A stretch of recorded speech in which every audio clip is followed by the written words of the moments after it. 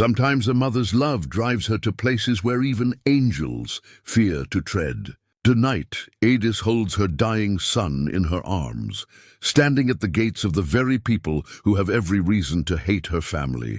Her husband betrayed this clan before his death, and now she begs mercy from those he wronged. The chieftain wants to turn them away into the storm, but Ragnar Bear-Heart, a giant warrior known for his rage in battle, does something no one expects. He takes the fevered boy from her arms and carries him to the sacred fire. He calls for the healer and offers his own protection. The clan watches in silence as this hardened warrior opens his heart. What made this fearsome giant choose mercy over vengeance? Before we jump back in, tell us where you're tuning in from. And if this story touches you, make sure you're subscribed, because tomorrow I've saved something extra special for you. The wind howled across the highlands like the voices of ancient gods, carrying with it the scent of snow and pine. And something else, the metallic tang of approaching winter that every Norseman learned to recognize in his bones. The Longhouse of Clan Ironwolf stood defiant against the storm, its timber walls blackened by decades of harsh weather and the smoke of countless fires. Carved dragon heads snarled from the roof peaks, their wooden eyes seeming to watch the treacherous paths that wound through the rocky terrain below. Inside the great hall, the warmth struck like a gentle hand after the bitter cold. The central fire pit blazed with logs thick as a man's torso, casting dancing shadows across the worn wooden beams overhead. Tapestries depicting great battles and legendary hunts hung from the walls, their colors faded but still proud. The air was rich with the aroma of roasting meat, ale and the indefinable scent of home, leather, wood smoke and the oils used to maintain weapons and tools. Ragnar Bear-Heart sat apart from the others, as was his custom. His massive frame occupied a bench near the eastern wall, where he could observe the hall without drawing attention to himself. At 6 feet and 8 inches, with shoulders that could carry an ox, he was a man who commanded space simply by existing. His hair, dark as a raven's wing with threads of premature silver, hung loose past his shoulders. His beard, meticulously braided with small iron rings, spoke of a warrior who took pride in his appearance despite his solitary nature. The scars told stories he never spoke aloud. A jagged line ran from his left temple to his jaw, a Saxon blade that had nearly claimed his life 3 summers past. Another, newer and still pink, crossed his right forearm, where a berserker's axe had found its mark during the raid on Lindisfarne. But it was his eyes that truly revealed the man beneath the fearsome exterior. They were the color of storm clouds, holding depths that spoke of losses too great for words. Across the hall, Chieftain Jorund Ironbeard held court from his carved oak throne, a magnificent piece adorned with wolf heads and runic inscriptions. At 62 winters, Jorund carried himself with the dignity of a man who had led his people through prosperity and hardship alike. His beard, now more silver than black, was braided with golden rings that caught the firelight. His voice, when he spoke, carried the authority of decades. "The grain stores are well stocked for winter," reported Bjorn the steward, a thin man with keen eyes who managed the clan's provisions. "The last harvest was generous, and the trade with the southern settlements brought us good iron and salt." Jorund nodded approvingly. "And our defenses?" "The outer walls need repair before the worst storms hit," answered Orm Axebreaker, the clan's war chief. A stocky man, with greying hair and hands scarred from a lifetime of weapon work, Orm had fought beside Jorund since their youth. 3 of the watchtowers show weakness in their foundations. The winter will find every crack if we don't attend to them. As the discussion continued, Ragnar's attention drifted to the younger members of the clan scattered throughout the hall. Children played games of strategy with carved bone pieces, their laughter a bright counterpoint to the serious talk of their elders. Young warriors sharpened their weapons or practiced combat forms, their movements still eager and untempered by the weight of real battle. Among them sat Astrid Flamehair, Jorund's daughter and the pride of the clan.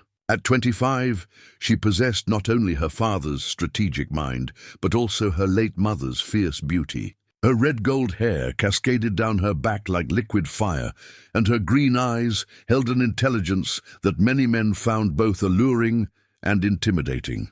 She had refused 3 marriage proposals from neighboring clans. Declaring she would choose her own path in her own time, Astrid caught Ragnar watching and offered him a smile that was equal parts warmth and challenge. She alone among the clan seemed unafraid of his reputation, often seeking his counsel on matters of combat and strategy. Some whispered that she harbored feelings for the giant warrior, but Ragnar had convinced himself that such thoughts were mere wishful thinking from a man who believed himself unworthy of such light. "You're brooding again," came a voice beside him. Gunnar the Skald, the clan's storyteller and keeper of memory, settled onto the bench with a cup of mead. Despite his advancing years, Gunnar moved with the grace of a man half his age. His white beard was intricately braided, and his blue eyes sparkled with the wisdom of someone who had lived through countless tales. "I don't brood," Ragnar replied, his voice a low rumble. "I observe. Ah, is that what we're calling it now?" Gunnar chuckled. "And what profound observations have you made this evening, my friend?" Ragnar gestured toward the hall with a slight nod. "Look at them. Content, secure. They trust in these walls, in Jorun's leadership, in the strength of the clan. They sleep peacefully because they believe tomorrow will be much like today, and you find fault in that. I find innocence in it. The world beyond these walls grows stranger each season. New threats emerge while old enemies sharpen their blades.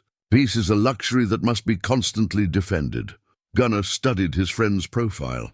"You speak like a man who has seen the future and found it wanting." Before Ragnar could respond, the great doors of the hall burst open with a crash that silenced every conversation. Wind and snow swirled in like grasping fingers, and with them came a figure that seemed more apparition than human. The woman stood swaying in the doorway, her dark cloak heavy with ice, her face pale as death itself. But it was the burden in her arms that drew every eye, a child, small and motionless, wrapped in what had once been fine wool, but was now little more than rags. The hall erupted in murmurs of recognition and disbelief. This was Eydis, widow of Thorvald the Betrayer, the man who had sold information about the clan's defenses to their enemies 2 years past. His treachery had cost them 3 good warriors and nearly led to the fall of the Longhouse itself. Only swift action by Ragnar and a handful of others had prevented disaster. Jorun rose from his throne, his face hardening into the mask of judgment that had served him well as chieftain. "You dare show your face here, woman? You and your traitor husband's spawn." Eydis stumbled forward, her strength clearly failing. "Please," she whispered, her voice barely audible above the crackling fire. "My son, he burns with fever. I have nowhere else to go. No one else will help us. And why should we?" Jorun's voice carried across the hall like the crack of a whip. "Your husband's betrayal cost us blood and honor. You are not welcome here." The woman fell to her knees, clutching the child tighter. "I know what Thorvald did. I know the price of his choices. But this boy, he has done nothing. He is innocent of his father's sins. The sins of the father," Jorun began, but his words were cut off by a movement that surprised everyone in the hall. Ragnar Bear-Heart stood. The simple action drew every eye, for the giant warrior was not known for involving himself in matters of clan politics. He moved with deliberate slowness, each step echoing in the suddenly silent hall. As he approached the kneeling woman, his massive frame seemed to block out the firelight itself. For a moment he stood looking down at her, his expression unreadable. Then, with movements surprisingly gentle for such large hands, he knelt and carefully lifted the child from her arms. The boy was perhaps 7 years old, his small face flushed with fever, his breathing shallow and labored. "Fetch Inga," Ragnar commanded, his voice carrying the authority of absolute certainty. "Tell her to bring her healing herbs and prepare the guest chamber nearest the fire." The hall remained frozen, uncertain how to respond to this unexpected turn of events. Jorun's face darkened with anger and confusion. "What are you doing, Ragnar? This woman and her spawn are not our responsibility." Ragnar looked up, meeting his chieftain's gaze with calm resolve. "The boy is dying.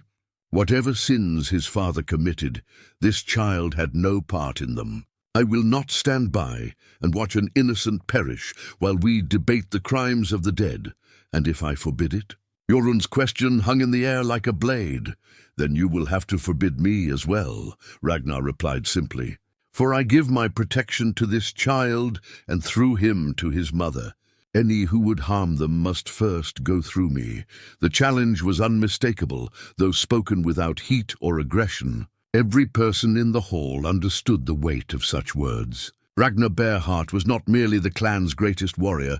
He was a man whose word, once given, was as immutable as the mountains themselves. Astrid rose from her seat, her voice clear and strong. Father, surely mercy is not weakness. The gods favor those who protect the innocent. Other voices began to murmur agreement. Inga the healer pushed through the crowd, her weathered face creased with concern as she examined the fevered child. This boy needs immediate attention, she declared. Debate later. Heal now. Jorund looked around the hall, seeing the faces of his people. Some showed uncertainty, others clear support for Ragnar's actions. He was a wise enough leader to recognize when the mood of his clan was turning. With visible effort, he relaxed his stance.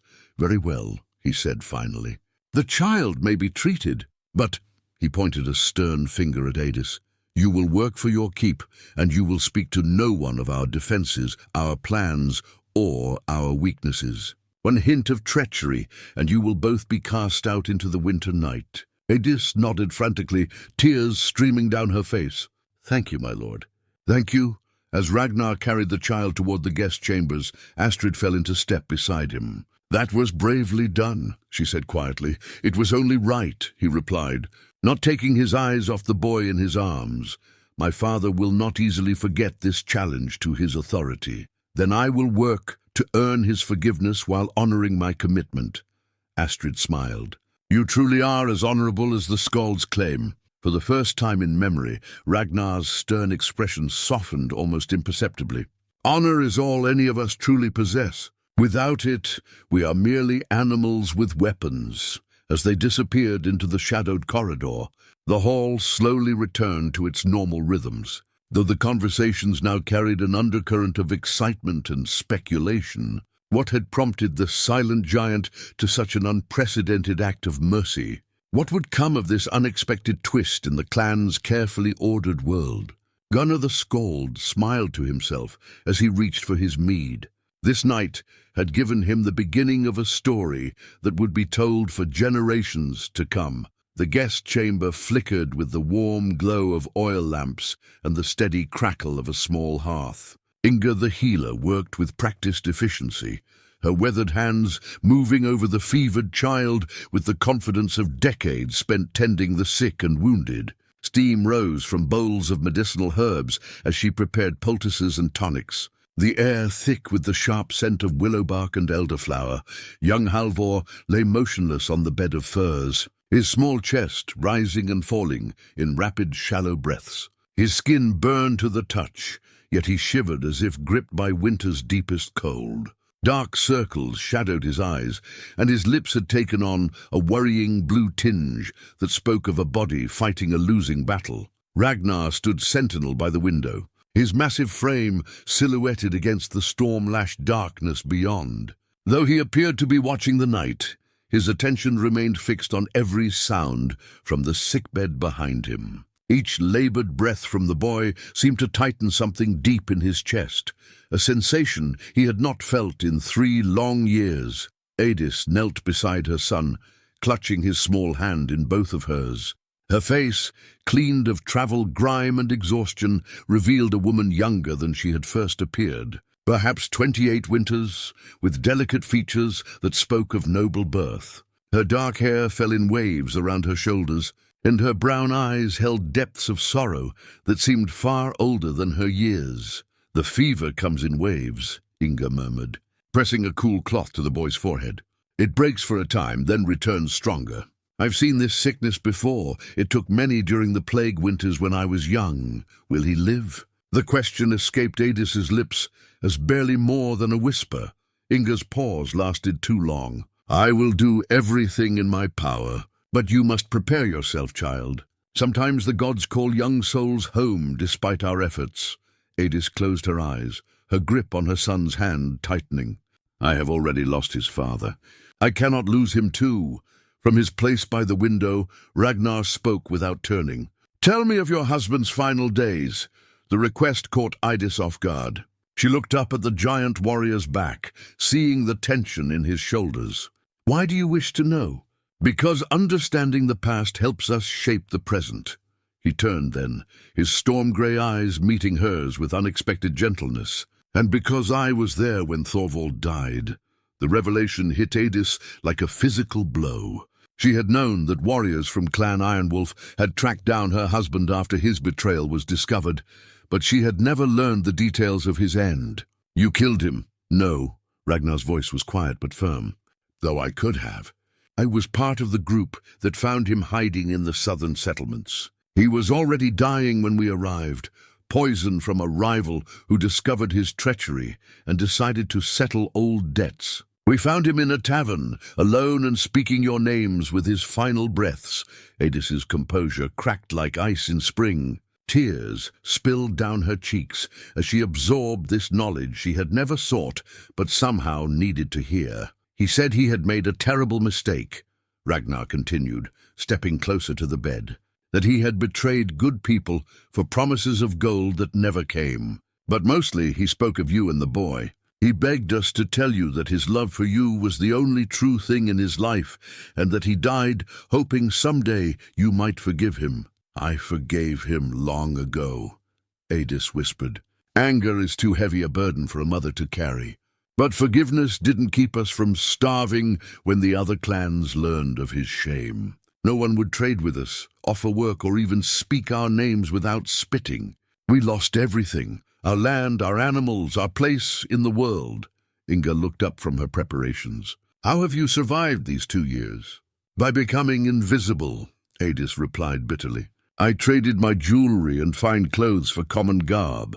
We moved from settlement to settlement, never staying long enough for anyone to learn our true names. I worked where I could, spinning, weaving, tending animals, always for less than a full-born woman would earn. We lived on scraps and slept in barns, and the boy knew nothing of this? Halvor remembers only fragments of our old life. I told him his father died in battle, which is truth enough. He doesn't understand why we live as we do, why other children sometimes throw stones, why their mothers pull them away when he tries to play. He thinks it's normal for families to wander without roots.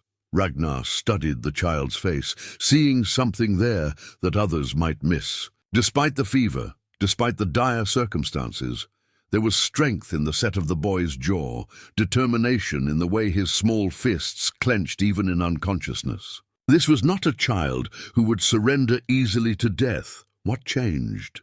Ragnar asked. What drove you to seek help here, of all places? Eydis's laugh held no humor.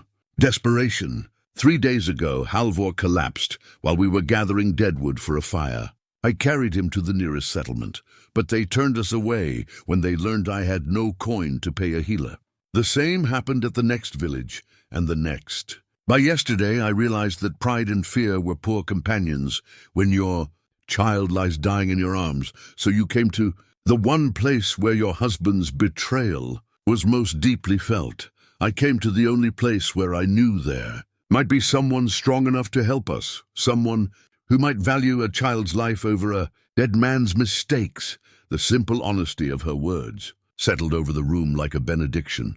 Inga nodded approvingly as she continued her ministrations, while Ragnar found himself reassessing everything he thought he knew about this woman and her circumstances. A soft knock at the chamber door interrupted the moment. Astrid entered quietly, carrying a tray laden with bread, cheese, and steaming bowls of broth.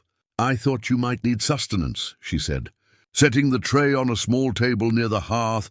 That's kind of you, Eydis said, though she made no move toward the food.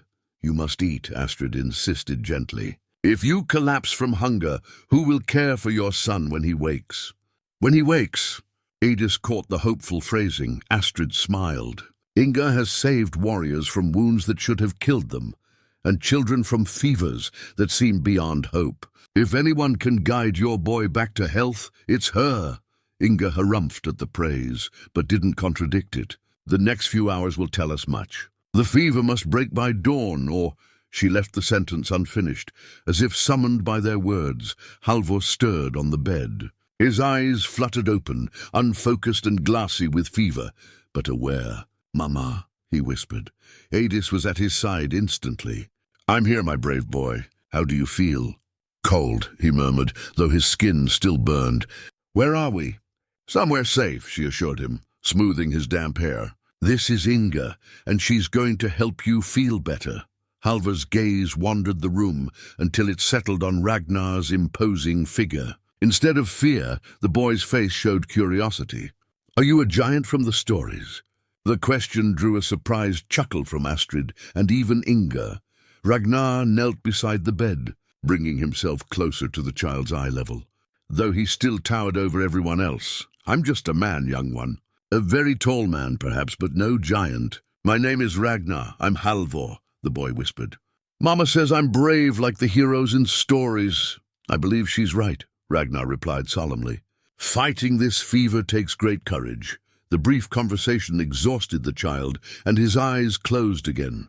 But there had been strength in his voice, clarity in his gaze that hadn't been there before. Inga nodded with cautious optimism. "That's a good sign," she murmured. "The fever may be lessening." As the night deepened, an unusual quiet settled over the chamber. Eydis finally accepted some broth at Astrid's gentle insistence, while Ragnar maintained his vigil by the window. The storm outside seemed to be weakening, though snow still danced in the wind, like spirits seeking shelter. But it was in this moment of peace that everything changed. Halvor's eyes snapped open, wide and alert in a way that seemed impossible for a fevered child. When he spoke, his voice carried a strange, otherworldly quality that raised the hair on every neck in the room. "The wolves are coming," he said clearly. 3 ships on the dark water. They bring fire and death, and they know the secret ways." Then his eyes rolled back, and he fell into a deep, motionless sleep that was either healing rest or something far more ominous. In the stunned silence that followed, Inga's face had gone pale as parchment. Astrid gripped the back of a chair for support, and Ragnar felt the cold touch of prophecy settle in his bones like winter frost. The child had spoken with the voice of the seers. The words hung in the chamber like smoke from a doused fire, impossible to ignore yet difficult to comprehend. Ragnar was the first to break the silence, his warrior's instincts cutting through the supernatural dread that had settled over them. "Inga," he said quietly. "Has the boy shown signs of the sight before?" The old healer's hands trembled slightly as she checked Halvor's pulse. "I've seen fever bring strange visions, but never with such clarity." The way he spoke, it was as if someone else was using his voice. Eydis looked between them, confusion and fear warring in her expression. "What are you talking about?" "What sight?" Astrid moved closer, her voice gentle but serious. "Some children are born with the gift of prophecy. They see things that have not yet come to pass, usually during times of great stress or illness. The fever may have awakened something that was always within him." "That's impossible," Eydis protested, though her voice lacked conviction. "He's just a sick child having nightmares." 3 ships on dark water, Ragnar repeated slowly. "And he said they know the secret ways. That suggests raiders familiar with our coastline, with knowledge of hidden coves and protected harbors." Inga nodded grimly. "In my youth, I knew a woman touched by the sight. She spoke of events that came to pass within days or weeks. If the boy truly possesses this gift, then we may have little time," Ragnar finished. He moved toward the door with purposeful strides. "I must speak with Jorund immediately." "Wait," Eydis called out, struggling to her feet.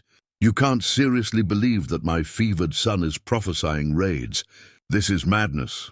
Ragnar paused, his hand on the door handle. When he turned back, his expression was both compassionate and resolute. 2 years ago, your husband sold information about our defenses to enemies who used it to plan an attack. We survived that betrayal by mere chance and the courage of good warriors who died protecting these walls. If there's even a possibility that another attack is coming, I cannot ignore it.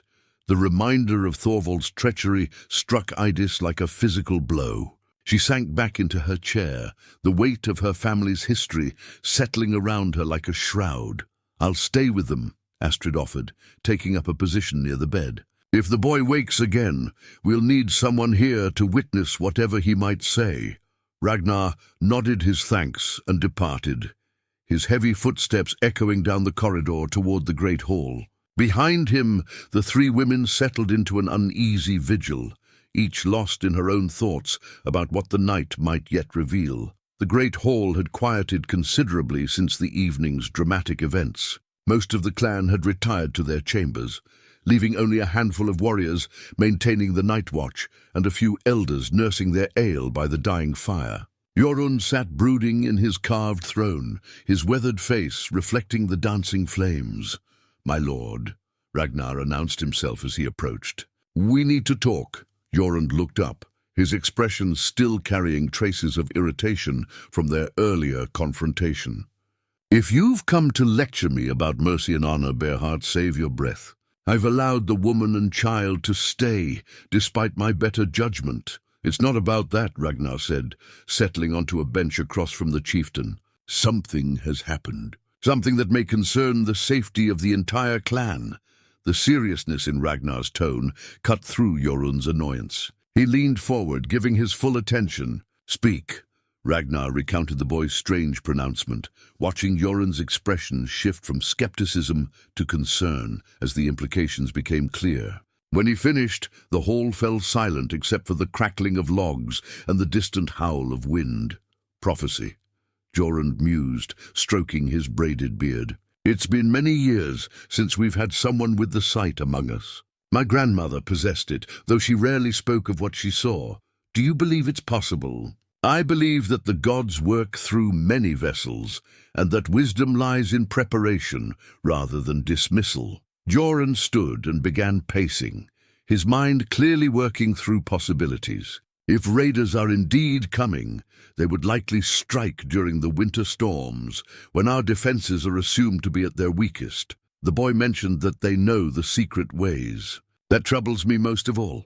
Jorund nodded grimly. "Few outsiders know of the hidden coves along our coastline. It suggests either extensive scouting or another betrayal," Ragnar finished. "Someone with intimate knowledge of our vulnerabilities." The two men looked at each other, the same dark thought forming in both their minds. Jorund voiced it first. The timing of the woman's arrival, her desperate circumstances, the convenient prophecy from her son. It could all be an elaborate deception. "I considered that possibility," Ragnar admitted. "But I watched her face when the boy spoke. Her confusion and fear were genuine. She was as surprised as any of us. People can be used without their knowledge. The boy could have been trained to deliver specific words at the right moment." Ragnar was quiet for a long moment, weighing the chieftain's concerns against his own observations. "There's a way to test the truth of this," he said finally. "We increase our patrols, particularly along the eastern coast, where the hidden harbors lie. If ships are spotted within the next few days, we'll know the prophecy was true. And if it was false, if this is all some elaborate trap, then we'll have wasted some effort on extra vigilance, which is never truly wasted. But if it's real and we ignore it, we could lose everything," Jorund acknowledged. He returned to his throne, decision crystallizing in his weathered features. "Very well. Double the coastal patrols starting at dawn. Alert the signal towers to watch for any unusual activity.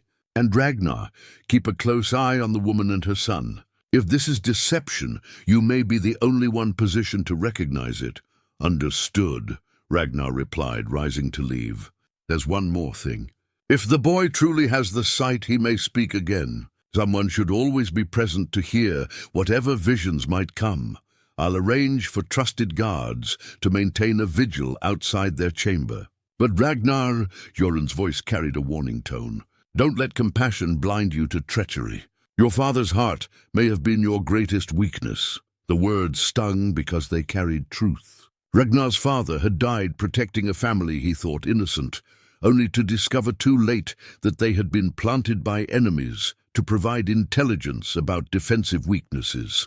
The lesson had shaped much of Ragnar's adult caution, making his current actions all the more surprising. "I won't forget the past," Ragnar assured him, "but I won't let it poison the present either."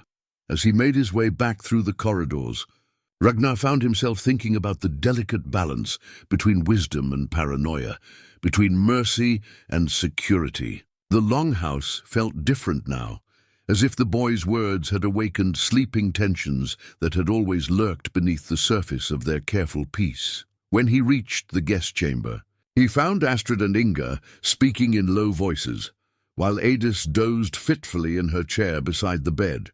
Halvor remained deeply asleep, his breathing more regular now, his fevered flush beginning to fade. "How is he?" Ragnar asked quietly. "Better," Inga replied. "The fever is breaking at last. Whatever gift or curse the boy carries, his body is winning its battle against the sickness." Astrid looked up at Ragnar with concern.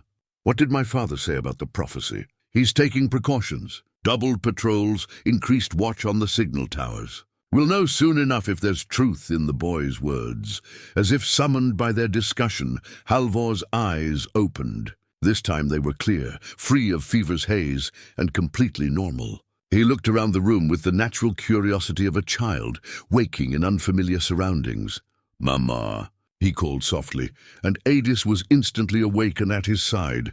"How do you feel, my brave boy?" "Hungry," he said simply, and the adults exchanged glances of relief and hope.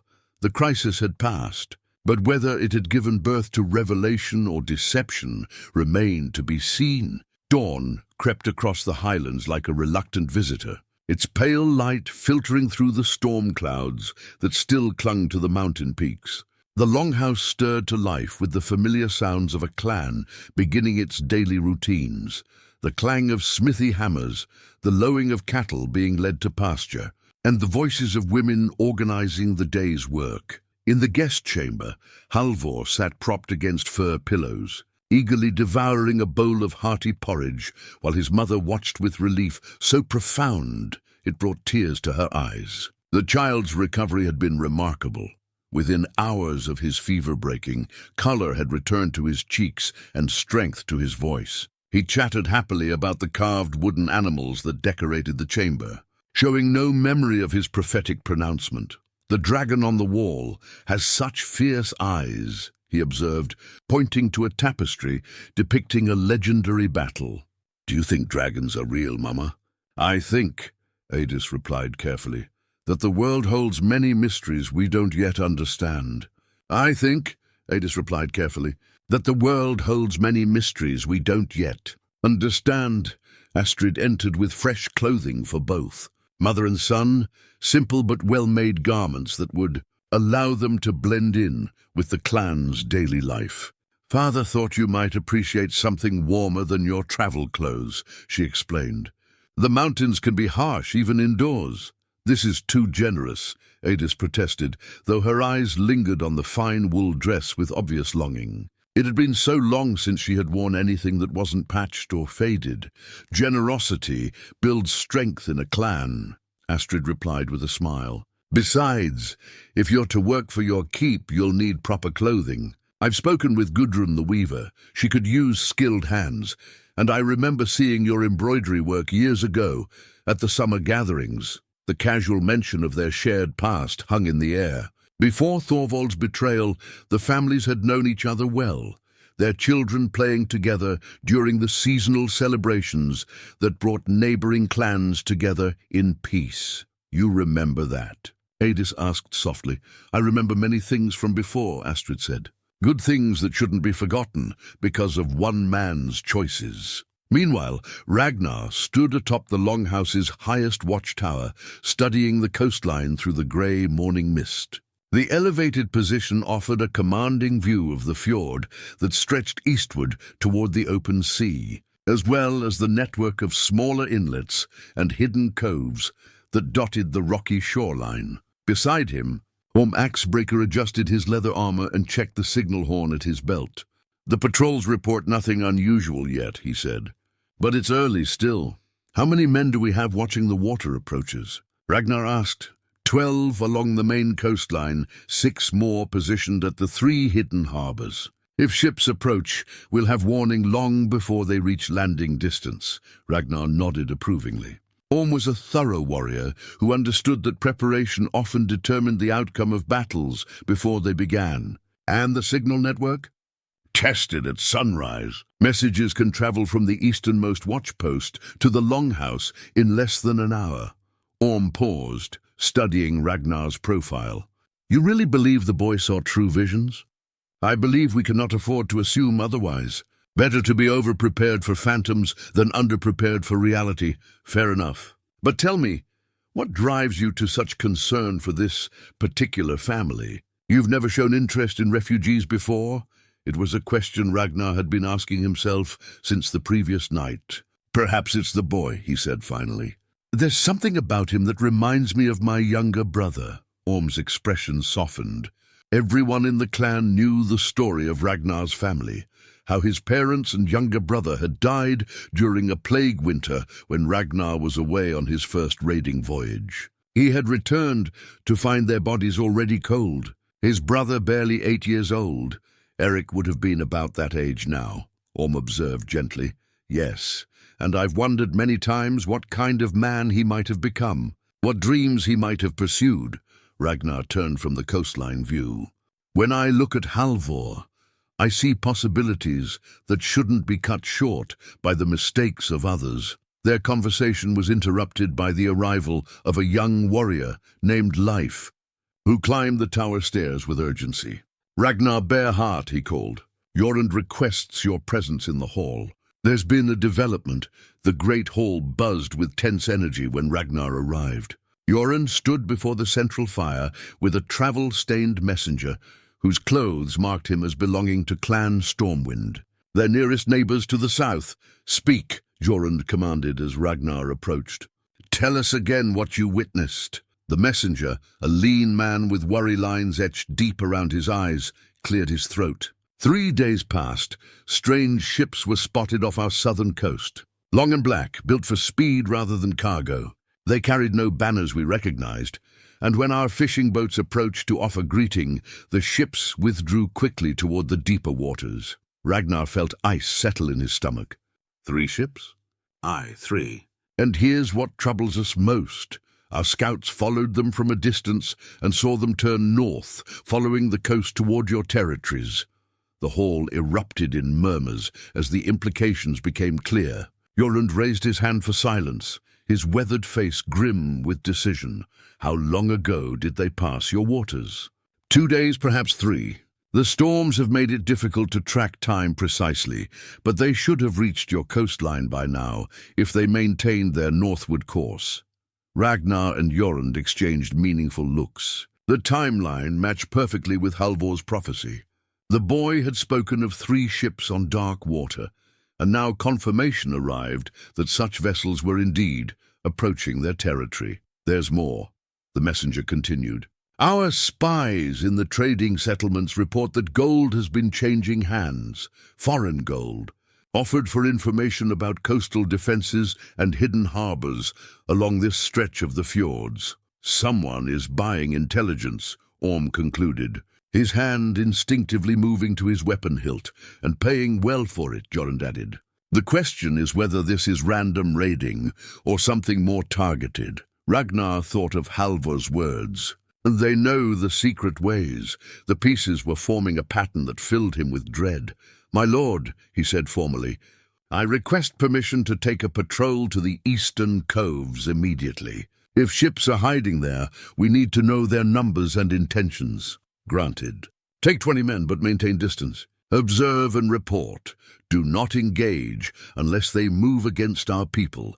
As the hall dispersed into urgent activity, Ragnar caught sight of Astrid near the doorway. Her face reflected the same concern he felt. This was no longer about the mercy shown to a refugee woman and her child. If the boy's vision proved accurate, the very survival of their clan might hang in the balance. But as he prepared to leave for the patrol, one thought nagged at him. The timing of Eydis's arrival, just hours before confirmation of approaching threats, seemed too convenient for coincidence. Whether she was innocent refugee or unwitting pawn in a larger game, her presence had certainly complicated everything. Yet when he remembered the genuine fear in her eyes when Halvor spoke his prophecy, and the maternal desperation that had driven her to their gates, his instincts insisted that whatever forces were at work, this woman and her gifted son were victims rather than architects of the approaching danger. Time would reveal the truth. Until then, preparation and vigilance were their only shields against the unknown. The eastern coastline stretched before Ragnar's patrol like a jagged wound in the earth, where countless storms had carved inlets and caves from the unyielding stone. The 20 warriors moved with practiced silence along the high ridges, their dark cloaks blending with the shadow-dappled rocks. Each man understood that discovery could mean the difference between successful defense and devastating surprise attack. Ragnar led from the front, his keen eyes scanning every cove and inlet for signs of foreign vessels. The storm had passed, leaving behind a crystalline clarity that made distant objects stand out with startling detail. Seabirds wheeled overhead, their cries echoing off the cliff faces, but otherwise the coastline appeared deserted. "There," whispered Bjorn the scout, pointing toward a narrow inlet hidden behind a jutting peninsula. "Something reflects light where only water should be." Ragnar squinted against the morning glare and caught the telltale glint of metal. "Shipmasts," he confirmed grimly. "Signal the others to spread out along the ridge. I want eyes on every approach to that cove." As his men positioned themselves, Ragnar crept closer to the cliff edge for a better view. What he saw below made his blood run cold. 3 sleek longships lay anchored in the protected waters, their black hulls nearly invisible against the dark stone of the inlet. But it was the activity on the small beach that truly concerned him. Men moved purposefully between makeshift camps, their weapons and armor marking them as professional raiders rather than desperate outlaws. Ragnar counted at least 60 warriors, possibly more hidden among the rocks. These were no random pirates. Their organization and equipment spoke of wealthy backing and careful planning. More troubling still was the presence of a 4th figure who stood apart from the warriors, draped in rich furs and speaking with obvious authority. Even at this distance, Ragnar could see that this was no mere raiding captain, but someone of significant importance. The deference shown by the warriors confirmed it. "Can you see their leader clearly?" Bjorn whispered, crawling up beside him. "Well enough. He's not Norse. The cut of his clothes suggests Saxon or Frankish nobility. Whoever he is, he commands significant resources." They watched for nearly an hour, observing the raiders' routines and noting the positions of sentries. The enemy had chosen their hiding place well. The inlet was invisible from the main shipping channels and protected from both storms and casual observation. Only someone with intimate knowledge of the coastline could have guided them here. "Ragnar," Bjorn said suddenly, his voice tight with concern, "look at the beach near the largest ship." Following his companion's gaze, Ragnar spotted what had caught Bjorn's attention. A small group of men worked at unloading something from one of the vessels, something that required careful handling and generated obvious excitement among the watchers. When the object was finally revealed, Ragnar felt his heart sink. It was a siege engine, a compact but deadly catapult designed for mobility and rapid deployment. Even as they watched, the raiders began assembling it with practiced efficiency. "They're not here for a simple raid," Ragnar muttered. "They plan to break our walls. Should we attack while they're still divided?" Bjorn asked. 20 good men might scatter them before they can organize." Ragnar considered the option, weighing their advantages against the risks. "No, we're outnumbered 3 to 1, and they hold the defensive position. Our duty now is to return with intelligence while we still can." The return journey to the Longhouse took half the time of their careful approach, but each minute felt precious as Ragnar's mind raced through the implications of what they had discovered. This was no opportunistic raid, but a carefully planned assault on Clan Ironwolf specifically. The timing, the intelligence gathering, the siege equipment, everything pointed to a coordinated effort by someone. with both resources and intimate knowledge of their defenses. The Great Hall erupted into urgent activity when Ragnar delivered his report. Jorund listened grimly as the details unfolded, his weathered face growing darker with each revelation. 60 warriors and siege equipment, he repeated slowly. This changes everything. We're not dealing with raiders, but with an army. 60 warriors and siege equipment, he repeated slowly. This changes everything. We're not dealing with raiders, but with an army. An army backed by foreign gold, Orm added, checking the edge of his battle axe with nervous energy. The question is why? What makes our clan worth such expense and effort? Astrid, who had been listening from near the fire, spoke up with quiet intensity. Perhaps it's not about what we have, but about what we know. Father, think about our location. We control access to 3 major trade routes and guard the approaches to the inland settlements. She's right, Ragnar agreed. If someone wanted to establish a permanent foothold in this region, our Longhouse would be the key strategic position. Jorund stroked his braided beard, his mind working through possibilities. But who would benefit from such a foothold? The Saxons have shown no interest in northern expansion, and the Franks have troubles enough in their own lands. What about the Danish lords? Suggested Orm. Some of them have been consolidating power and looking for new territories to claim. As the discussion continued, Ragnar found his thoughts drifting to the guest chamber where Eydis and her son waited. The boy's prophecy had proven accurate in every detail, which raised profound questions about both his gift and the forces arrayed against them. If Halvar could indeed see future events, might he provide more specific warnings about the coming battle? "My lord," he said, interrupting the strategic debate, "perhaps we should speak with the boy again. If his sight shows true visions, he might reveal more about our enemy's plans." Jorund's expression showed his reluctance to place faith in supernatural guidance, but the desperate nature of their situation left little room for skepticism. "Very well. But I want witnesses present. If the child speaks prophecy again, we need multiple ears to catch every word." They found Halvor in the weaving room with his mother and Gudrun, contentedly playing with carved wooden warriors while the women worked at their looms. The normalcy of the scene stood in stark contrast to the urgency that had driven them there.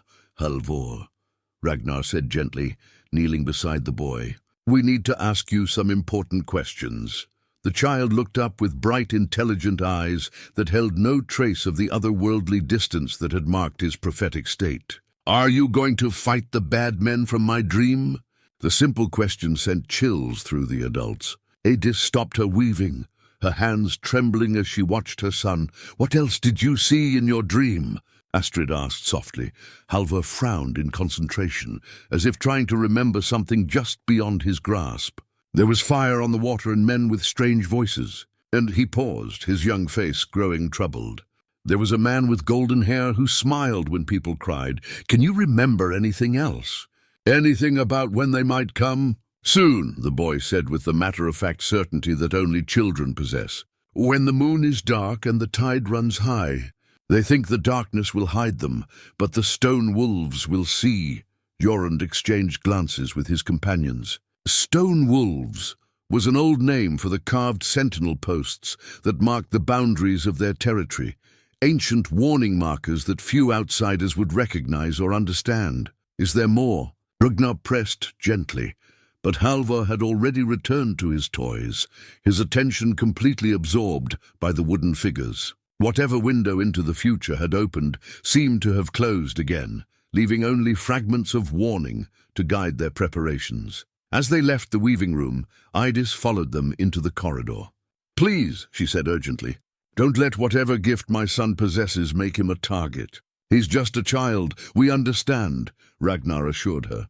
"Our concern is for his safety as much as for the information he provides." But even as he spoke the words, Ragnar wondered if such assurances could hold true in the face of the approaching storm. The raiders would arrive soon, and when they did, everyone in the Longhouse, including a gifted child and his refugee mother, would face the same deadly peril. The afternoon sun cast long shadows across the Longhouse courtyard as the clan prepared for siege. The peaceful rhythms of daily life had given way to the urgent business of war. Smiths worked their forges with renewed intensity. Women gathered supplies and prepared bandages. And warriors checked their weapons with the careful attention that meant the difference between life and death. Ragnar stood in the armory, methodically inspecting the clan's defensive equipment. Shields lined the walls like sleeping sentinels, their iron bosses polished to mirror brightness. Spears stood in neat ranks, their ash shafts straight and strong, their iron points honed to lethal sharpness. Yet for all their preparation, he knew they faced overwhelming odds. "The walls are strong," Orm reported, entering with dust on his hands from inspecting the fortifications. "But they were built to withstand raiders, not siege engines. If they breach the outer defenses, they won't," Ragnar interrupted with quiet certainty. "We won't let them reach the walls," Orm raised an eyebrow. Bold words for a man facing 3-to-1 odds. Sometimes boldness is all that stands between survival and destruction. Ragnar selected a war axe from the rack, testing its balance with practiced movements. "Besides, we have advantages they don't expect, such as a knowledge of the terrain, prepared positions, and—" He paused, considering whether to voice his growing certainty. "And a child who sees the future." Orm's skeptical expression softened into thoughtful consideration. "You truly believe the boy's visions are genuine?" "Every detail he's spoken has proven accurate. The 3 ships, their knowledge of secret harbors, even the timing of their approach. If we're wise enough to listen, he may yet provide the key to our survival."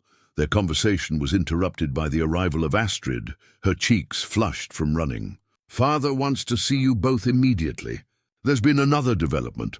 In the Great Hall, they found Jorund in deep conversation with 2 figures that made Ragnar's blood quicken with recognition. Thorstein the merchant stood beside the chieftain's throne, his fine clothes travel-stained and his usually confident demeanor replaced by obvious distress. But it was the second man who truly caught Ragnar's attention, Eric Ironvoice, a warrior from a distant clan known for his skill in gathering intelligence from enemy territories. "Speak," Jorund commanded as they approached. "Tell them what you've told me." Thorstein wrung his hands nervously. "I was returning from the southern trading posts when I encountered these raiders. They stopped my ship and questioned me extensively about the approaches to your territories. When I claimed ignorance, they threatened my crew. But you didn't claim ignorance, did you?" Eric's voice carried the hard edge of someone accustomed to extracting truth from reluctant sources. The merchant's shoulders sagged. "They offered gold, more gold than I see in 3 seasons of honest trade. All they wanted was information about the Longhouse defenses, the number of warriors, the locations of the watchtowers. And you gave it to them," Ragnar stated flatly. I hoped they were simply planning to avoid your territory. Raiders prefer easy targets, and detailed knowledge of strong defenses usually discourages attack." "Usually," Orm agreed grimly. "But not when the raiders are being paid to attack specific targets." Eric stepped forward, his weathered face grave with purpose. "The merchant's betrayal is unfortunate, but not our primary concern. I bring word from the northern clans. This is not an isolated attack. Similar forces have been spotted approaching other key settlements along the coast. The implications struck the room like a physical blow." Jorund rose from his throne, his face darkening with understanding. "A coordinated campaign," he breathed. "Someone is moving against multiple clans simultaneously. But who has the resources for such an undertaking?" Astrid asked. "And why target us specifically?"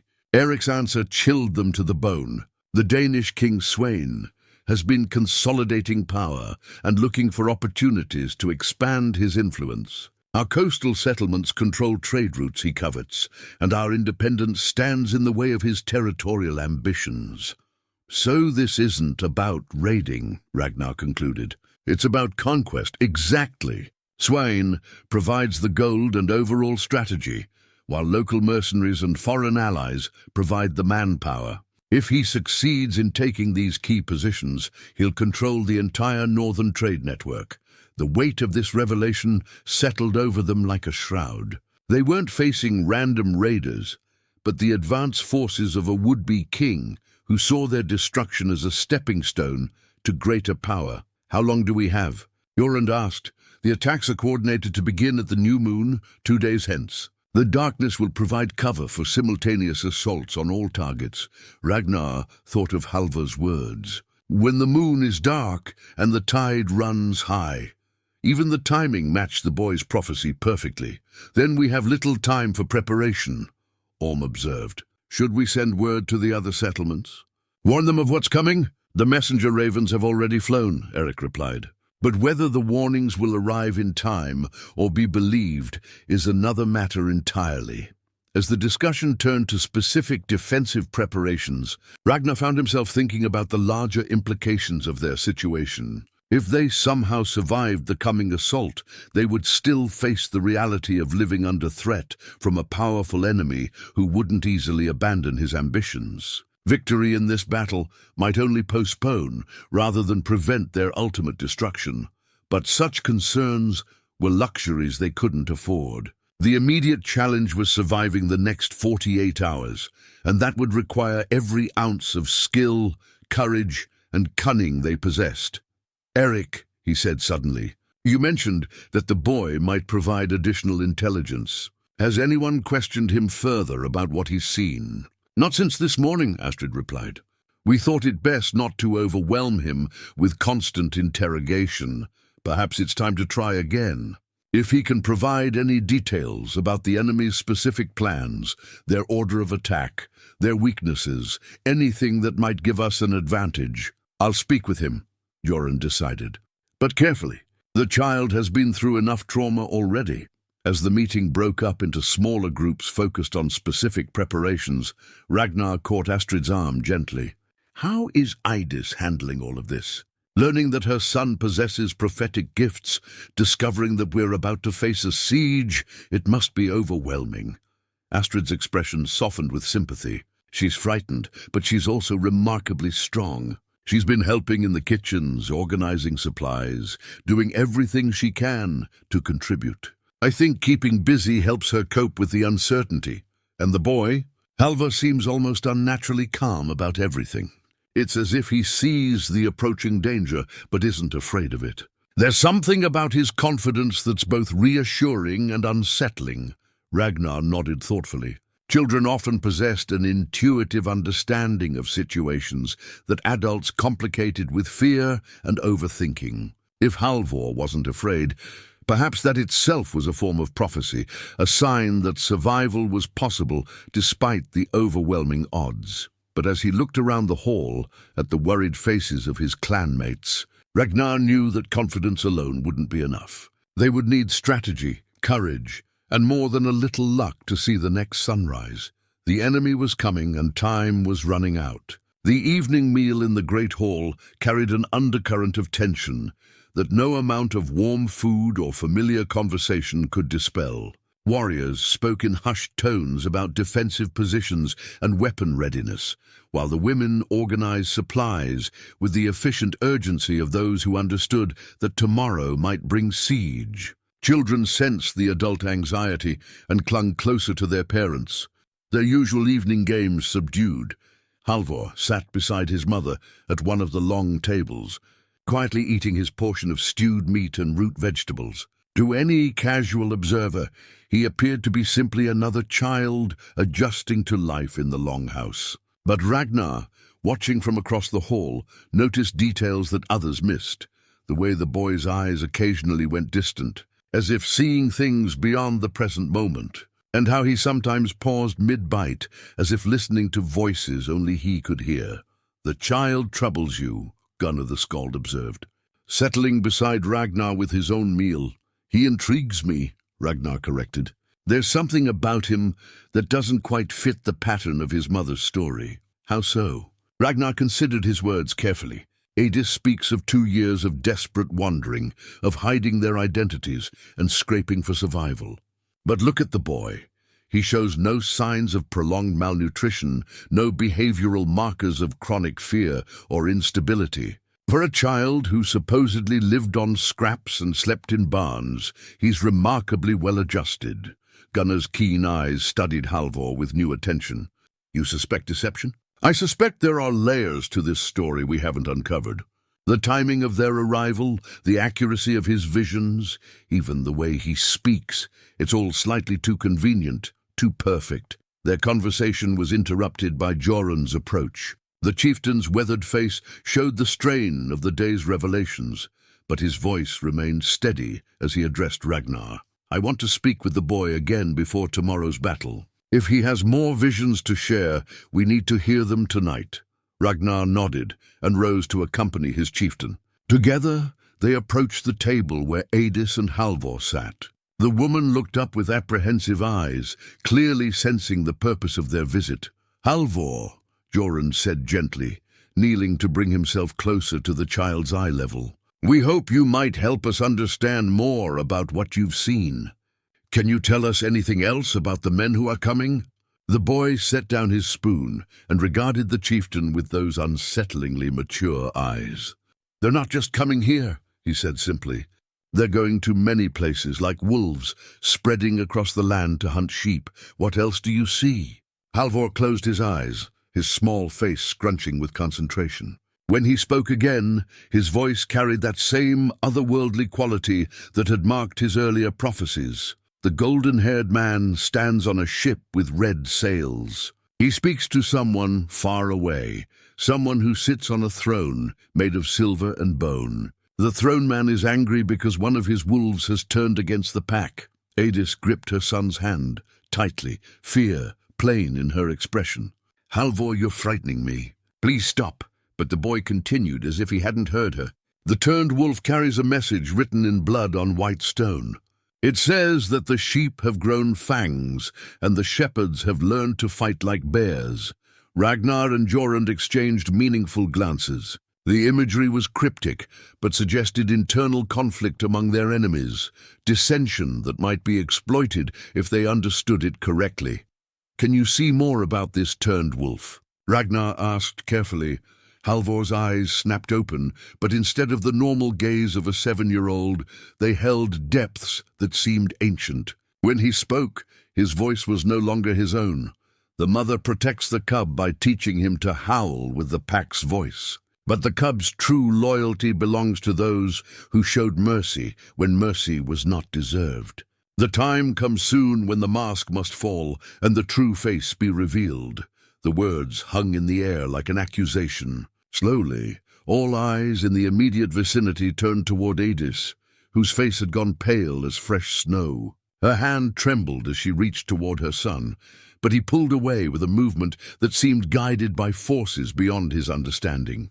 The seer's gift runs deeper than fever dreams, Halvor continued in that strange, not quite his voice. 3 bloodlines converge in the boy, the line of warriors, the line of kings, and the line of those who walk between worlds. The mother knows this truth but feared to speak it, for speaking truth would mean choosing sides in a war that has already begun. Eydis stood abruptly, her chair scraping against the stone floor. "Stop this," she whispered. "Please make him stop." But Ragnar's mind was racing, connecting pieces of a puzzle that suddenly made terrible sense. "You're not just Thorvald's widow, are you?" he said quietly. "Tell us who you really are, Eydis. Tell us why your son possesses gifts that appear in royal bloodlines, and why his visions speak of betrayal from within the enemy ranks." The woman's composure cracked like ice under pressure. Tears streamed down her face as she looked around the hall, seeing the growing suspicion in every eye. When she spoke, her voice was barely audible. "My true name is Eydis Eriksdottir. I am the daughter of Erik Bloodcrown, who was brother to King Sweyn of Denmark." The revelation struck the hall like a thunderbolt. Conversation stopped mid-sentence as the implications sank in. This was not a random refugee, but a member of the royal house whose armies were even now preparing to attack them. "You're Sweyn's niece," Jorund stated flatly. "The child is of royal blood." "Yes," Eydis admitted, her voice breaking. "But I am also exactly what I claim to be, a desperate mother seeking safety for her son. When I learned of Sweyn's plans to attack the coastal clans, I knew I had to choose between Fa. So you came here to warn us?" Astrid asked, hope evident in her voice. "I came here to save my son from becoming a tool in his great-uncle's ambitions." Swine knows of Halvar's gift. He planned to use the boy to guide his conquests, to see the future and plan accordingly. But Halvor's visions showed him something that changed everything. "What did he see?" Ragnar demanded. Eydis looked at her son, who sat quietly as if the prophetic episode had never occurred. He saw himself grown to manhood, standing beside a great king who brought peace instead of conquest. But that king wasn't Sweyn. It was someone else, someone who understood that true strength comes from protection rather than domination. The pieces clicked into place in Ragnar's mind. He saw himself with us. That's why you came here specifically, why you risked everything to reach our gates. The vision showed that if I could get him to safety, if I could keep him away from Sweyn's influence, he might grow up to help build something better than endless war and conquest. Jorun's voice carried the weight of absolute authority. And what of tomorrow's battle? Do his visions show our fate? Eydis hesitated, then spoke with quiet resolve. They show that victory is possible, but only if you're willing to trust someone who carries the blood of your enemies. I know things. About Sweyn's plans, about the coordination of the attacks, about weaknesses in their strategy that even their own commanders don't recognize. "Why should we trust you?" Orm demanded, his hand on his weapon hilt. "This could all be an elaborate deception." "Because," Halvar said suddenly, his voice once again that of a normal child, "Mama cried for 3 days when she decided to betray her family to save me. And because the visions show that trust given freely is stronger than loyalty demanded by blood." The simple honesty in the boy's words cut through the tension like a blade. Around the hall, faces showed the struggle between suspicion and hope, between the safety of distrust and the courage required for faith. Ragnar stood slowly, his decision crystallizing with each heartbeat. "What intelligence can you provide about tomorrow's attack?" Eydis straightened, drawing strength from his willingness to listen. "Everything. Their numbers, their tactics, the timing of each phase of the assault. But most importantly, I know about the signal they're expecting, a fire beacon that will coordinate the attacks on all the coastal settlements." "What signal?" "When the attack on your Longhouse succeeds, they're supposed to light a signal fire that tells the other forces to begin their own assaults. But if that signal comes early, if it tells them that victory is already achieved when the battle has barely begun, the other forces will reveal themselves prematurely." Ragnar finished, understanding dawning. "We could turn their coordination against them." For the first time since the crisis began, hope flickered in the great hall like a candle flame in darkness. But as Ragnar looked at the faces around him, clan members who would soon stake their lives on information provided by an enemy royal, he wondered if trust and courage would be enough to see them through the coming storm. The dice were cast. Tomorrow would reveal whether they had chosen wisdom or welcomed their own destruction. The hours before dawn moved with the inexorable weight of fate itself. Throughout the Longhouse, warriors made their final preparations, with the quiet intensity of men who understood that sunrise might bring either victory or death. Steel rang against whetstones as blades were honed to razor sharpness. Leather armor was checked and adjusted, every strap and buckle tested for reliability. Prayers were whispered to the old gods, and lucky charms were touched with reverent fingers. In the great hall, Eydis spread out a detailed map of the coastline on the central table, her knowledge of enemy plans providing the foundation for their desperate strategy. Jorund, Ragnar, Orm, and the other war leaders gathered around her as she traced the planned attack routes with her finger. 3 waves, she explained, her voice steady despite the magnitude of what she was revealing. The first comes before dawn, scouts and infiltrators whose job is to disable your sentries and signal towers. They'll approach from the north, using the rocky terrain for cover. "How many?" Orm asked, his scarred hands already moving to mark positions on the map. 12 men, all trained in silent killing. They carry no metal that might reflect light, and they know exactly where your watch posts are positioned. Ragnar studied the marked locations with growing concern. Someone provided them with very detailed intelligence about our defenses. Thorstein the merchant, mostly, though others have contributed information over the past months. Swine's agents have been gathering intelligence since last summer, preparing for a winter campaign when most clans expect to face only weather as their enemy. Joran's expression darkened.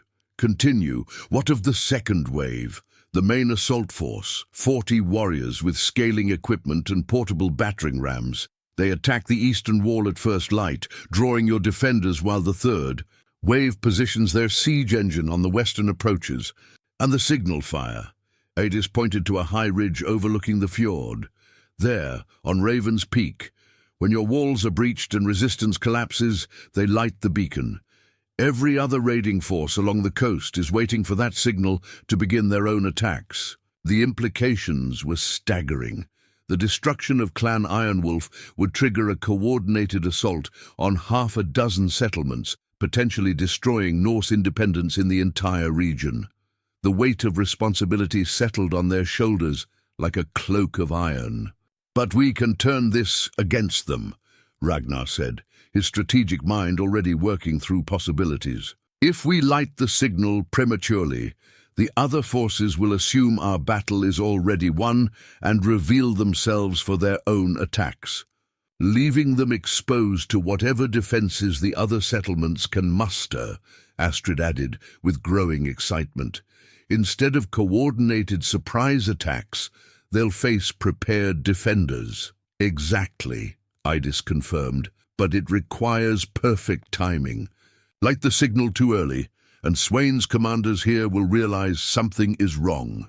Too late, and the advantage is lost. Ragnar leaned over the map, studying the positions and distances involved. How long from the lighting of the beacon to the beginning of attacks at other settlements? Perhaps 2 hours. Time for the signal to be seen and confirmed, for final preparations to be made, for forces to move into position. Then we have a narrow window to work with. He looked up at Jorund. I volunteer to take the beacon. Give me 6 good men, and we can reach the peak before the enemy assault begins. Too dangerous, Jorund replied immediately. If you're discovered, we lose our most capable war leader and the entire strategy collapses. If we don't control that beacon, we lose everything anyway. The risk is necessary. Astrid stepped forward with quiet determination. I'll go with him. 6 men and myself, small enough to move quickly, large enough to handle the guards at the signal point. Absolutely not, both Jorund and Ragnar said simultaneously, then glared at each other for their united opposition. With respect, father, this isn't a request, Astrid said firmly. I know those mountain paths better than anyone except perhaps Ragnar himself. You'll need every warrior here for the main defense, but you also need someone you trust completely to ensure the beacon strategy succeeds. Before either man could protest further, Halvar's clear voice cut through their argument. The red-haired warrior woman stands beside the big fire in the sky. She holds a torch that turns wolves into sheep. The adults fell silent, absorbing yet another cryptic prophecy that seemed to support Astrid's participation in the mission. Eydis looked at her son with a mixture of pride and sorrow, understanding that his gifts came with burdens no child should bear. The visions don't lie, she said quietly. If the boy sees Astrid at the beacon, perhaps we should trust his sight. Ragnar felt torn between tactical necessity and personal protective instincts. The thought of Astrid facing danger stirred feelings he had long tried to suppress, feelings that had no place in the cold calculus of warfare. Yet her skills were undeniable, and her knowledge of the terrain invaluable. Very well, Jorund decided with visible reluctance. But you follow Ragnar's orders without question, and you return safely, or I'll have your head myself. Astrid smiled despite the gravity of their situation. I wouldn't dream of disappointing you, father. As the planning continued, other pieces of the defensive strategy fell into place. The infiltrators would be met by counter-scouts led by Bjorn, who knew every stone and shadow of the northern approaches. The main assault would face prepared positions and carefully planned counterattacks. Most crucially, the defenders would fight, knowing that their actions would determine the fate of multiple communities across the region. "There's one more thing," Eydis said as the meeting prepared to break up. "The leader of the assault force, the golden-haired man Halvor, saw in his visions. His name is Gunther the Bold, and he's Sweyn's cousin and most trusted battle commander. If he can be taken alive, he could provide intelligence about Sweyn's broader campaign plans." "And if he's killed?" Orm asked pragmatically. "Then we've eliminated one of Sweyn's most capable generals and dealt a significant blow to his future ambitions." Ragnar nodded grimly. "Either outcome serves our purposes." As the war council dispersed, clan members moved to their assigned positions with the quiet efficiency of a well-drilled military unit. Children and non-combatants were evacuated to the most secure parts of the Longhouse, while warriors took up positions along the walls and in hidden strongpoints throughout the complex. In the armory, Ragnar checked his gear one final time. His war axe hung perfectly balanced at his side, its blade gleaming with oil and sharpening. His mail shirt, inherited from his father, bore the scars of previous battles but remained sound. His shield, painted with the wolf's head of his clan, would serve as both protection and symbol of their defiance. Astrid appeared beside him, her own equipment prepared with equal care. She had chosen practical leather armor over mail, prioritizing mobility over protection for the dangerous climb to Raven's Peak.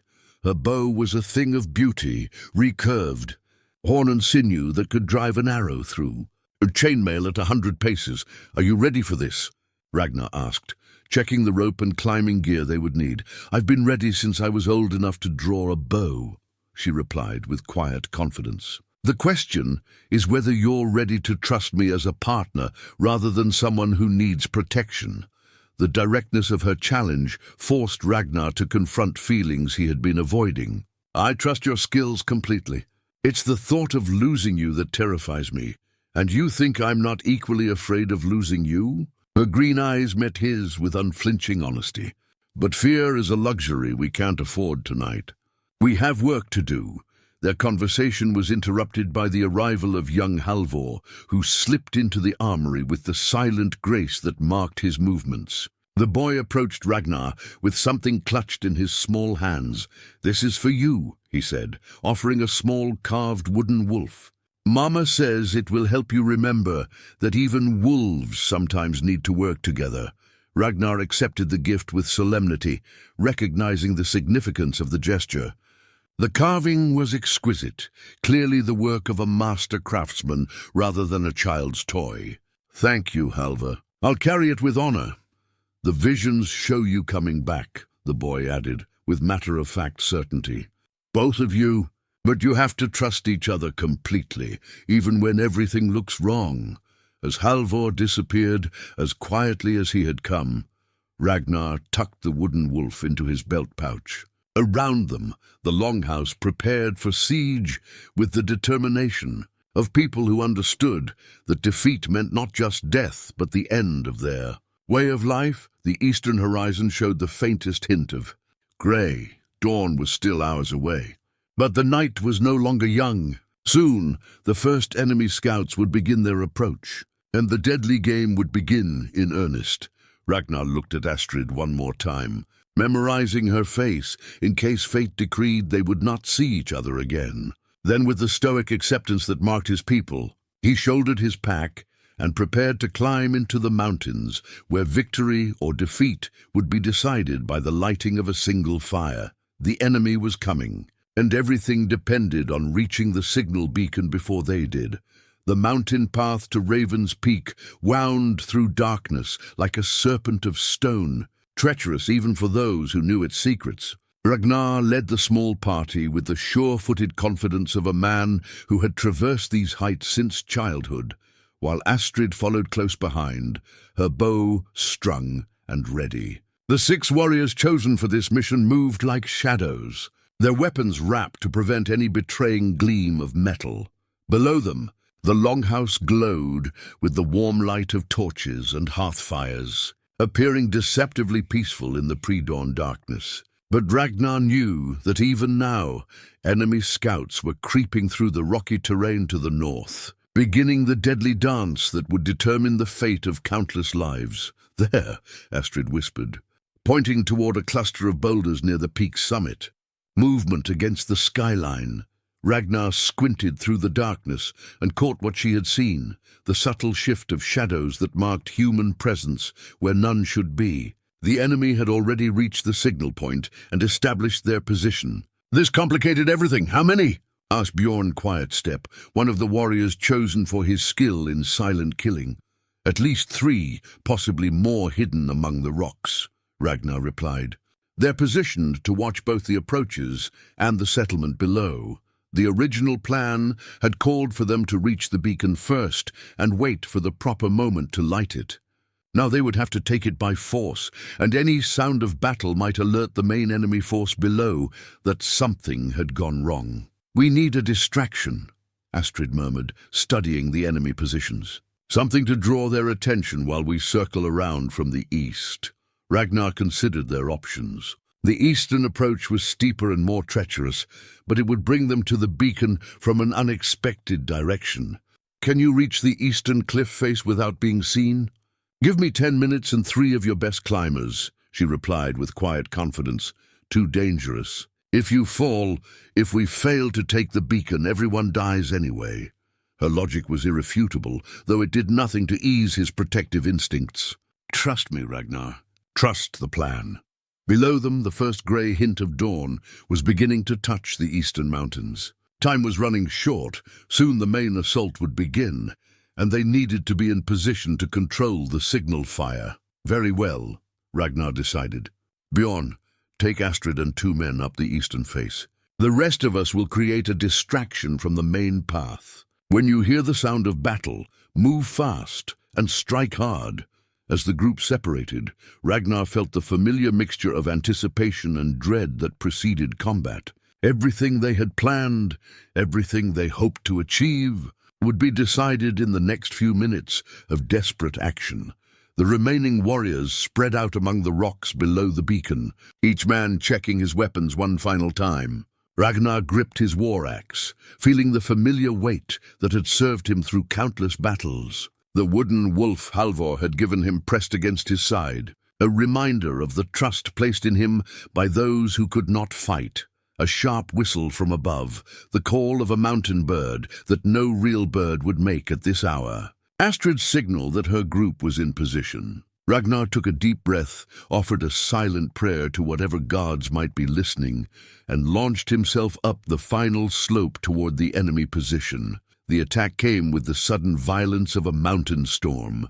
Ragnar's war cry echoed off the stone faces as he charged the nearest sentry, his axe cutting through the darkness in a deadly arc. The enemy warrior, caught completely off guard, barely had time to raise his shield before the blade found its mark. Behind him, his companions engaged the other sentries with equal ferocity. Steel rang against steel as the quiet mountaintop erupted into savage combat.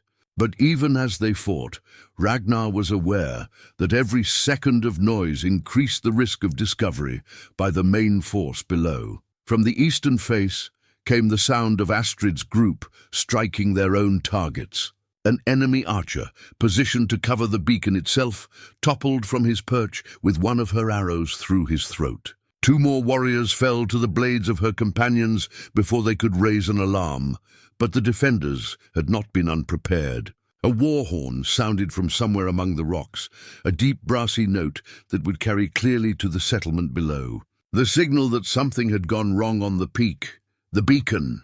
Ragnar shouted, cutting down another enemy warrior. "Light it now!" Astrid was already moving toward the prepared signal fire, a torch blazing in her hands. But as she reached for the kindling, a figure emerged from the shadows behind. Her a massive warrior with golden hair and a sword that gleamed like starlight. Gunther the Bold had been waiting for exactly this moment. "So," the enemy commander said with cold amusement, "the sheep have indeed grown fangs. But fangs without wisdom are useless against a true predator." The final confrontation had begun, and everything, the battle below, the fate of the coastal settlements, the future of Norse independence, hung in the balance of what happened next on this wind-swept peak. Gunther the Bold stood like a golden statue of war in the pre-dawn light, his sword reflecting the stars as if it had been forged from their very essence. He was everything the sagas described, tall, powerfully built, with the confidence of a man who had never known defeat. But it was his eyes that truly marked him as dangerous. Cold blue depths that held no mercy, no doubt. Only the absolute certainty of victory. "You must be Astrid Firehair," he said conversationally, as if they were meeting at a feast rather than a battlefield. "Your reputation precedes you, though I must say the reality exceeds the tales. Such a waste that you'll die on this cold mountain."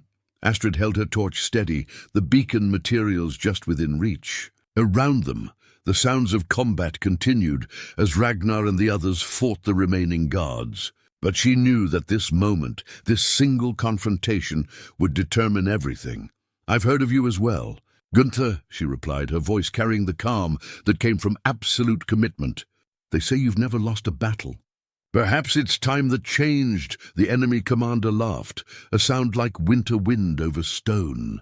Brave words from someone who's about to discover the difference between raiding sheep and fighting wolves.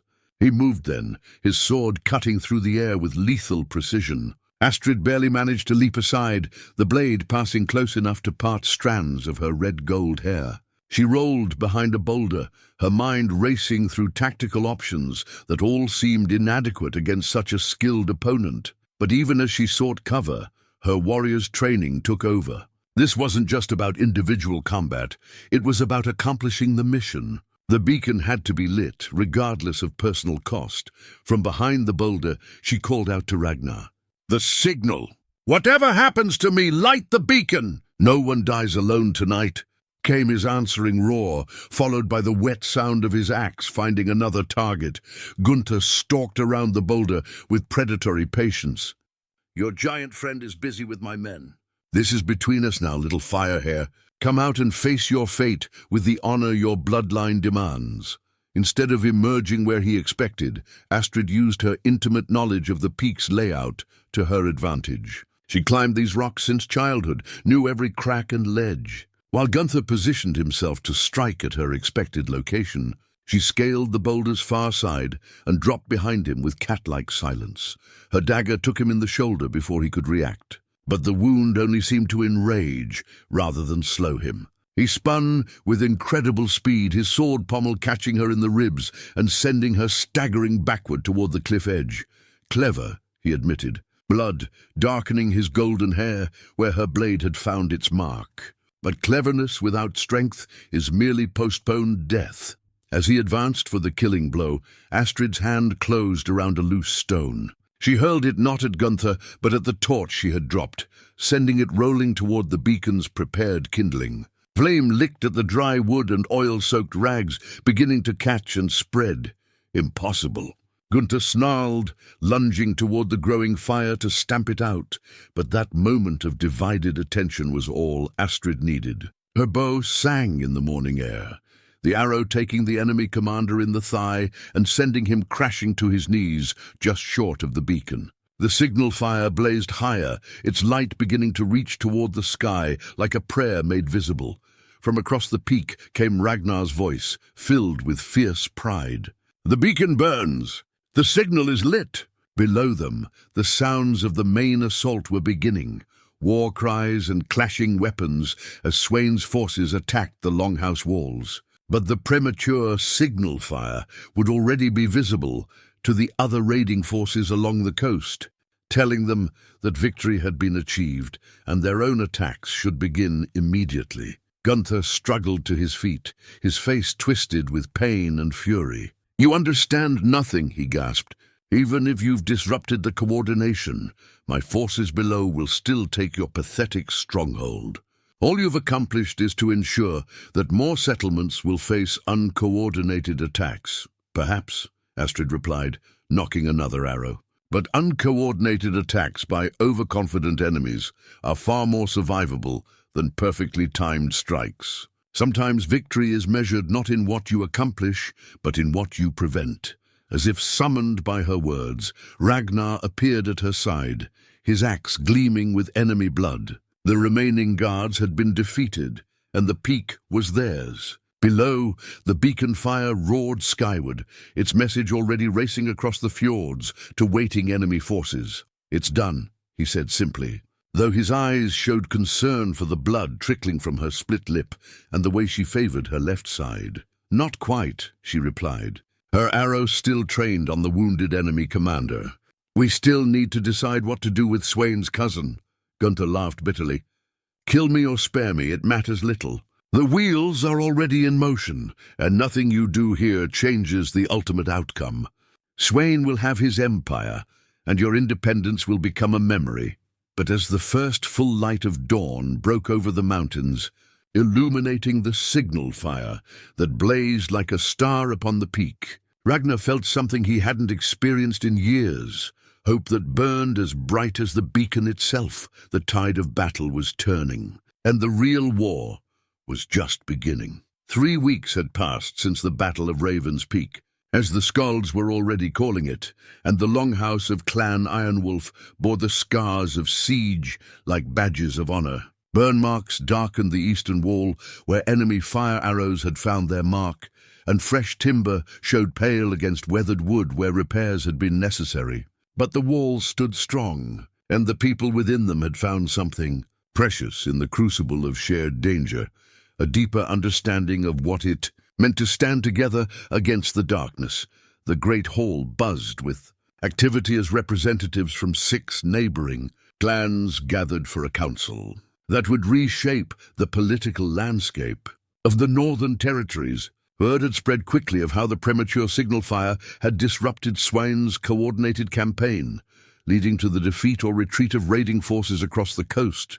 What should have been a devastating conquest had become a costly failure that left the Danish king's northern ambitions in ruins. Ragnar stood beside the central fire, his mail shirt replaced by a simple woolen tunic that spoke of peacetime pursuits. The wound in his sword arm had healed cleanly, leaving only another scar to join the collection that mapped his warrior's journey. But it was his expression that showed the most significant change, where once had been the stoic mask of a man who expected little from life. Now there was warmth, hope, and something that looked remarkably like contentment. Across the hall, Astrid moved among the visiting dignitaries with the easy grace of someone born to leadership. The bruises from her confrontation with Gunther had faded, but her confidence had only grown stronger. She wore a new silver torch around her throat, a gift from her father that marked her formal recognition as his heir and war leader. The assembled clan chiefs watched her with the respect accorded to someone who had proven herself in both battle and strategy. Near the hearth, Eydis sat with young Halvor, both of them now dressed in the rich colors that befitted their true station. The revelation of her royal blood had initially caused tension, but her willingness to stand with Clan Ironwolf during the siege had transformed suspicion into acceptance. More importantly, her detailed knowledge of Sweyn's broader plans had provided intelligence that proved invaluable in planning the region's ongoing defense. "The boy grows stronger each day," Inga the healer observed, settling beside Ragnar with a cup of warm mead. "His gift seems to be stabilizing. Fewer wild visions, more controlled insights. It's as if finding his true home has brought peace to his abilities." Ragnar nodded, watching as Halvor played with carved wooden figures, while his mother spoke quietly with Gunnar the Skald.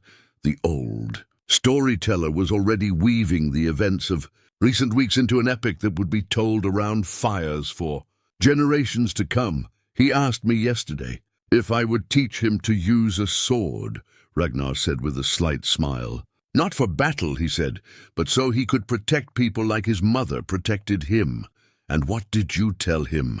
"That protection takes many forms, and wisdom is often more powerful than any blade. But when he's older, if he still wishes to learn, I'll be honored to teach him." Their conversation was interrupted by Yoren's call for formal council to begin. The assembled chiefs took their places around the great table, their faces reflecting the gravity of decisions that would affect thousands of lives. "Brothers," Joran began, his weathered voice carrying clearly through the hall, "we have faced a threat that would have destroyed us individually, but together we have turned defeat into victory. The question now is how we ensure that such cooperation continues in peacetime as well as war." The discussion that followed was spirited but constructive. Proposals were made for regular councils, shared defense agreements, and coordinated trade policies that would strengthen the entire region against future threats. Most significantly, they agreed to establish a network of signal beacons that would allow rapid communication between settlements, a system inspired by the very fire that had saved them all. As the formal proceedings continued, Ragnar noticed Astrid slip quietly from the hall. He followed her out into the crisp afternoon air, finding her standing on the eastern wall where the siege had been fiercest. "Regrets?" he asked, joining her at the battlements. "None," she replied firmly. "Only thoughts about the future. All this talk of alliances and cooperation, it's necessary, but it will also change who we are as a people." "Change isn't always loss," Ragnar observed. "Sometimes it's growth." She turned to face him, her green eyes bright with possibilities he was only beginning to understand. "My father plans to announce our betrothal at tonight's feast." The statement hung between them like a challenge and a promise. Ragnar felt his heart skip in a way that had nothing to do with battle and everything to do with hope. "And how do you feel about his plans?" he asked carefully. "I feel," she said with a smile that rivaled the sun for warmth, "that some decisions are worth making twice, once in the heat of crisis, and once in the calm of reflection." Before he could respond, she kissed him with the same courage she had shown facing enemy swords. And Ragnar understood that his life as a solitary warrior was ending just as surely as his life as a husband and protector was beginning. From the courtyard below came the sound of children's laughter, including Halvar's clear voice raised in delight at some game or story. The boy, who had arrived as a refugee, was becoming part of the clan's future, his gift channeled toward protection rather than conquest. His loyalty earned through mercy rather than demanded through blood. As evening approached and the great feast began, the hall filled with songs that spoke not of war and conquest, but of home, family, and the bonds that made survival worthwhile. The wooden wolf that Halvor had carved sat on the high table beside Joran's cup, a reminder that even the fiercest predators sometimes chose cooperation over conflict. The storm had passed, and in its wake, something stronger and more beautiful had taken root. Not just survival, but the promise of peace built on the foundation of courage, trust, and the understanding that mercy shown to those in need could transform enemies into family. In the end, perhaps that was the greatest victory of all,